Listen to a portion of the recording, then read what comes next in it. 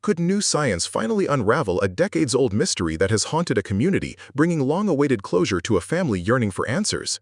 More than 3 decades ago, the idyllic tree-lined streets of Granite Bay, a tranquil enclave nestled in Placer County, California, were shattered by an unthinkable act. It was Halloween of 1993, a day typically filled with the innocent joy of children in costumes and the festive air of autumn, when the community awoke to a chilling discovery that would forever alter its sense of peace. Now, 32 years later, the Placer County Sheriff's Office has announced a renewed, determined push to finally solve the cold case of Cherilyn Hockley, an elementary school teacher whose life was tragically cut short, promising to deploy the latest advancements in forensic technology to pierce through the veil of time. Cherilyn Hockley, a beloved elementary school teacher whose vibrant spirit and dedication to her students left an indelible mark on Granite Bay Elementary, was found dead inside her minivan just a mile from the school where she nurtured young minds. The discovery on the morning of Halloween sent shockwaves through the close-knit community, transforming a day of celebration into one of profound grief and unsettling fear. Investigators at the time were faced with a grim scene: a lifeless body, a vehicle identified as the sole known crime scene, and a single, ominous piece of evidence, a rope found near her body. What transpired in the hours leading up to her discovery, and who was responsible for taking the life of such a cherished member of the community, became the agonizing questions that would plague investigators and residents alike for generations. The last confirmed sighting of Cherilyn was late in the afternoon of October 29, 1993, at the school. Colleagues recalled her being in exceptionally good spirits. Cherilyn's colleagues described her as happy and hopeful in the days leading up to her death, officials with the sheriff's office recently recounted.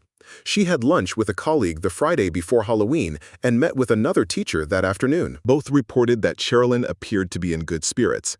This portrait of a cheerful, well-liked woman only deepened the mystery and the community's heartache. There were no obvious signs of distress, no premonitions of the horror that awaited her. She was, by all accounts, living a fulfilling life, dedicated to her profession and respected by her peers. Her sudden, violent death seemed utterly senseless, a dark stain on the otherwise bright tapestry of her existence. In the immediate aftermath of Cherilyn's death, the Placer County Sheriff's Office launched an intensive investigation. Detectives worked tirelessly, interviewing hundreds of people, processing the crime scene with the best available tools of the era, and following every lead, no matter how small. They sought to reconstruct her final hours, to understand why she was in her minivan a mile from the school, and to piece together the fragmented clues that might point to her killer. However, the technology available in 1993 was vastly different from today's sophisticated forensic capabilities. DNA analysis was still in its nascent stages, often requiring larger samples than might have been retrieved from a crime scene. Techniques like touch DNA, genetic genealogy, and advanced trace evidence analysis were still years, if not decades, away from becoming standard investigative tools. Despite the dedication of the original investigators, the case gradually cooled, leads dried up, and without a breakthrough, it eventually receded into the grim archives of unsolved mysteries. For over 3 decades, the case of Cherilyn Hockley remained an open wound for her family and a haunting memory for the Granite Bay community. Each passing year without answers only amplified the pain and the injustice. Families of cold case victims often speak of the unique torment of not knowing, of the lack of closure that prevents true healing. But the Placer County Sheriff's Office has made it clear that while the case may have gone cold, it was never forgotten. The files, meticulously preserved, have sat in storage, waiting for the day when science could offer a new path forward. That day, it seems, has finally arrived. The PCSO's announcement signifies a powerful shift in strategy, buoyed by the rapid evolution of forensic science. Investigators will now revisit the evidence gathered in 1993, subjecting it to the rigorous scrutiny of the latest DNA advancements and investigative tools that weren't available at the time of her death. This includes techniques that can extract and analyze minute quantities of DNA, potentially from skin cells left behind by a perpetrator, or from fibers, hairs, or other trace evidence that might have been deemed insignificant or unanalyzable in the past. Genetic genealogy, a groundbreaking technique that uses publicly available DNA databases to identify potential relatives of an unknown suspect, has also transformed cold case investigations across the nation, offering a beacon of hope for cases long considered unsolvable. These advanced methods represent a monumental leap from the investigative landscape of the early 90s, offering investigators an unprecedented opportunity to re-examine existing evidence with a fresh, technologically enhanced perspective.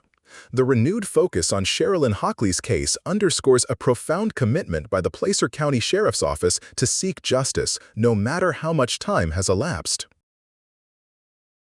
Investigators are determined to find the person responsible, as the case remains unsolved but not forgotten, a PCSO statement affirmed. This determination is not merely an institutional promise, it's a reflection of the enduring human need for justice, for accountability, and for peace for the victims and their loved ones. For the Hockley family, this renewed effort represents a glimmer of hope, a chance to finally understand what happened to Sherilyn and to see the person responsible held to account. For the community of Granite Bay, it's an opportunity to heal a scar that has lingered for over 3 decades, to restore a sense of security that was fractured by a senseless act of violence. The Placer County Sheriff's Office recognizes that while technology offers powerful new avenues, community engagement remains vital. Memories, even those seemingly insignificant from so long ago, can become crucial pieces of the puzzle when viewed through the lens of new information. As such, they are actively appealing to the public. Anyone with information, no matter how small or seemingly irrelevant it may seem after all these years, about the death of Sherilyn Hockley is urged to contact the PCSO homicide tip line at 953 Tamtamchin by Tambahong. The passage of time often encourages those who might have held back information out of fear or loyalty to speak up, and new investigative tools can give context to old, seemingly isolated facts.